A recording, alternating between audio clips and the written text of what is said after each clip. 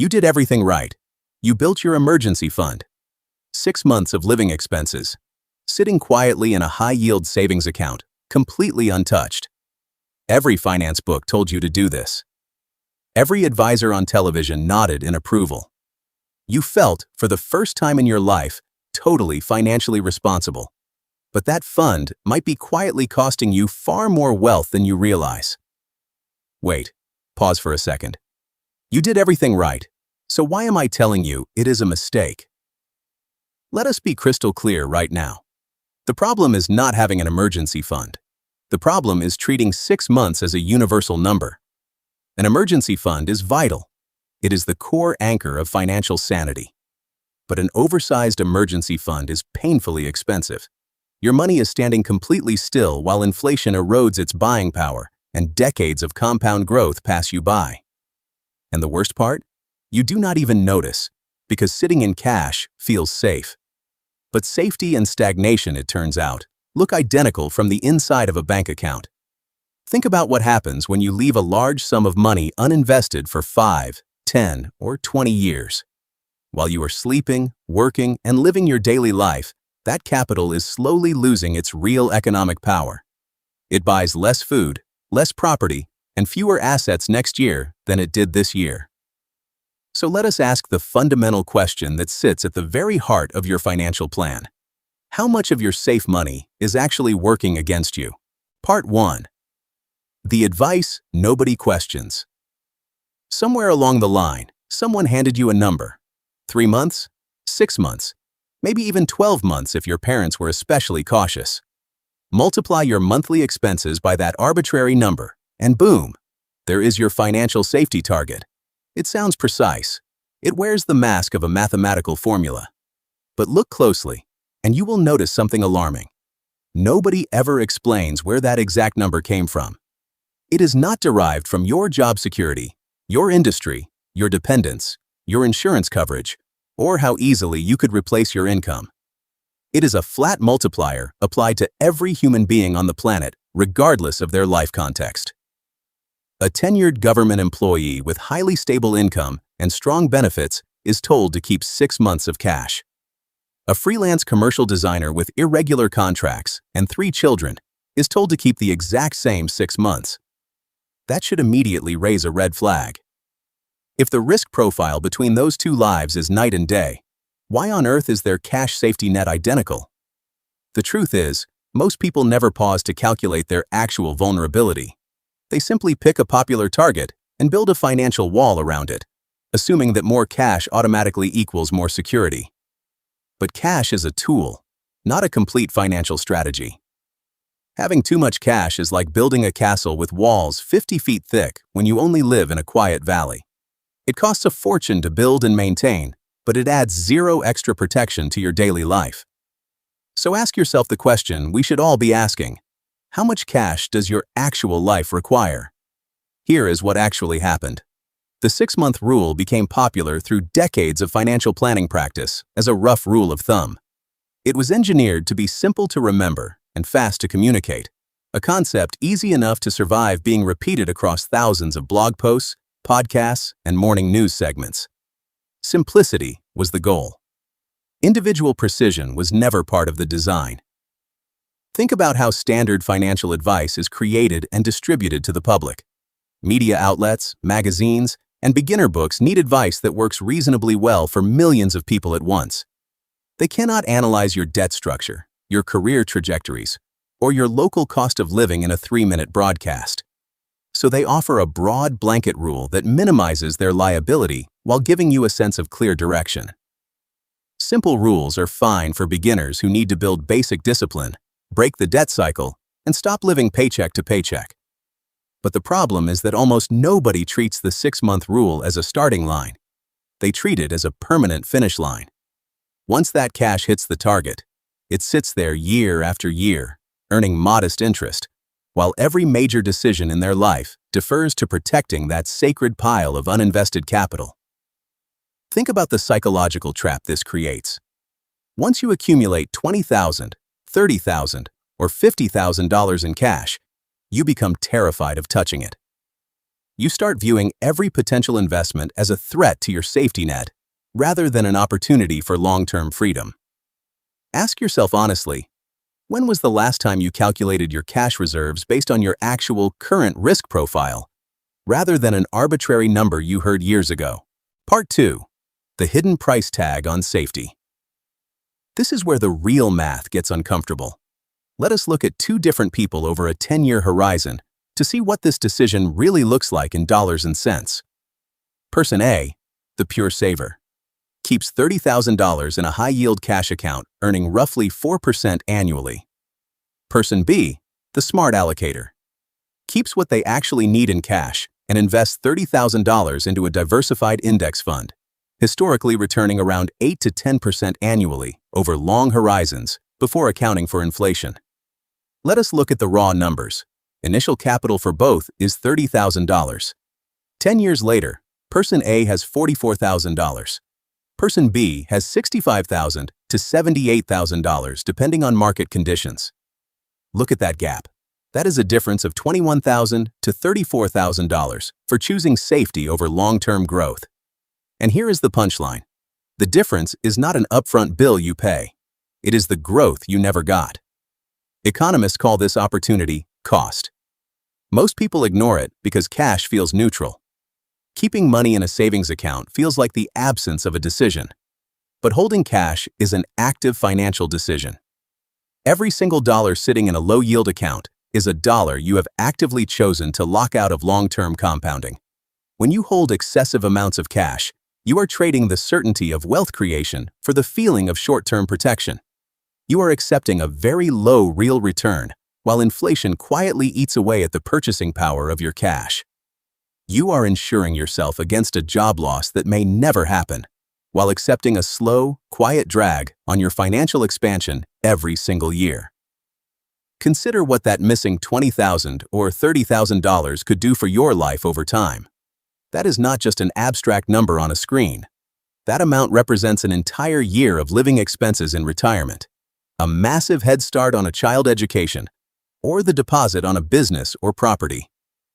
By leaving excess cash idle, you are paying a massive fee in invisible lost growth every single decade. If you extend this timeline from 10 years to 20 or 30 years, the gap becomes staggering. That initial $30,000 left idle in cash might grow slightly above inflation, while that same money invested in long-term assets could grow to well over $100,000. The true cost of your security blanket is not measured in hundreds of dollars. It is measured in 6 figures of lost independence. Special section: Stocks are not an emergency fund. Now, I know what some of you are thinking right now. Wait, are you seriously telling me to throw my emergency fund into the stock market? What happens if the market crashes by 30% right when I lose my job? And you would be 100% right to ask that. Let us clear this up immediately. The point is not that stocks are a better emergency fund. They are not. Index funds carry volatility, market risk, and short-term downside. If you are forced to sell your stocks during a market crash to pay next month's rent, you are locking in losses instead of giving your investments time to recover. That is the worst financial move you can make. Imagine a scenario where the broader economy experiences a severe downturn. Unemployment rises, companies lay off workers, and stock market valuations drop dramatically all at the same time. If your emergency money is fully invested in equities, you might find yourself needing cash at the exact moment your portfolio is down 30%. Liquidating shares at that trough permanently destroys capital that would have otherwise rebounded over the following years.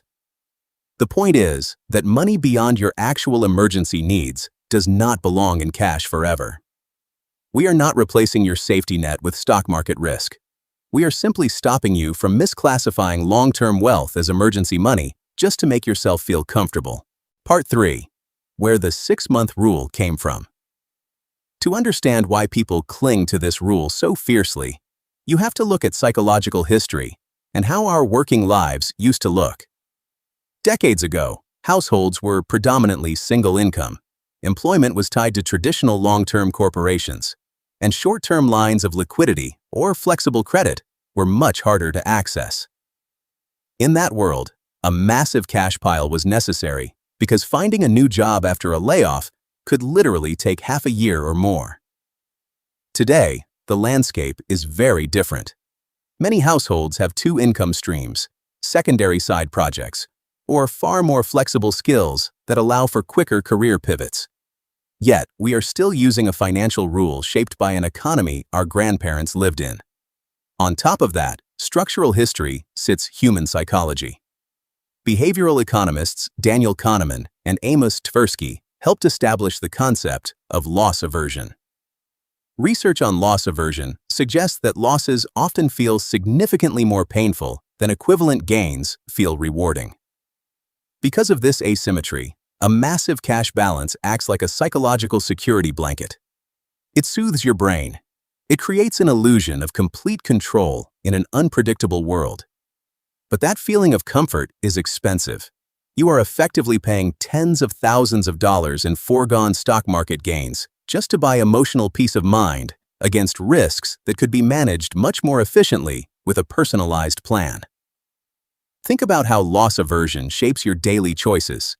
When you open your banking app and see a large balance sitting safely in your account, your brain receives an immediate hit of dopamine and security. It feels calm, but that calmness masks the reality that your financial future is slowly eroding behind the scenes. The 6-month rule survived not because it is optimized for your wealth, but because it reduces short-term anxiety and fits on a bumper sticker. Part 4. The tiered cash system. So, what should you do instead? How do you stay safe without staying poor? You abandon the single lump sum approach and build a tiered cash system. Instead of treating your money as one giant pool of defense, you organize it into distinct layers, where each dollar has a specific job and a clear time frame. Tier 1. Immediate buffer. 1 month of essential expenses, kept in a checking account or primary liquid account. Its purpose is to absorb immediate, low-level life friction, like a broken home appliance, a minor car fix, or a delayed paycheck, without touching your investments or accumulating credit card interest. Tier 1 acts as your first line of defense. It handles the everyday static noise of personal finance. By isolating this money in your primary account, you ensure that small, unexpected bills never trigger anxiety or force you to transfer money out of your core savings or investment accounts. Tier 2. Stability reserve. 2 to 4 months of core expenses, kept in a high-yield savings account or money market fund. Its purpose is to handle major financial disruptions, such as extended job loss or an unexpected large expense. This is sized based on your actual survival costs, not your total lifestyle spending. Tier 2 is your genuine emergency fund. It is explicitly sized to keep a roof over your head, food in your kitchen, and basic utilities running during a serious personal crisis. Because it is held in a high-yield savings account, it remains highly liquid and insulated from market downturns, while earning competitive short-term interest rates. Tier 3. Flexibility layer. Long-term investments held in accessible brokerage accounts and other appropriate investment vehicles. Its purpose is long-term wealth accumulation, with secondary flexibility if a major financial emergency exceeds your cash reserves. Critical rule: your investments are not your emergency fund. They are your backup flexibility layer. You should never depend on selling stocks to pay next month's rent. Tier 3 exists so that if a catastrophic event exceeds Tiers 1 and 2, you have accessible wealth behind them. But most of the time, this money sits undisturbed, compounding for your future. By structuring your capital this way, you create an operational architecture that protects your lifestyle today, while systematically building your freedom tomorrow. Each tier acts as a dam, holding back financial stress, allowing your long-term money to grow uninterrupted. Part 5. How to safely rebalance without reckless risk. If you just realized your emergency fund is way too big, do not panic and do not drain your bank account tomorrow morning. Remember, none of this requires reckless risk-taking. The goal is not to eliminate risk entirely. It is to stop taking unnecessary opportunity cost risk by holding more cash than you actually need. Here is the step-by-step framework to rebalance safely. First, calculate essential expenses, not lifestyle spending. Strip away dining out, vacations, luxury shopping, and optional subscriptions. Calculate only what you need to keep a roof over your head, utilities running, and food on the table. You may find that your essential expenses are significantly lower than your lifestyle spending.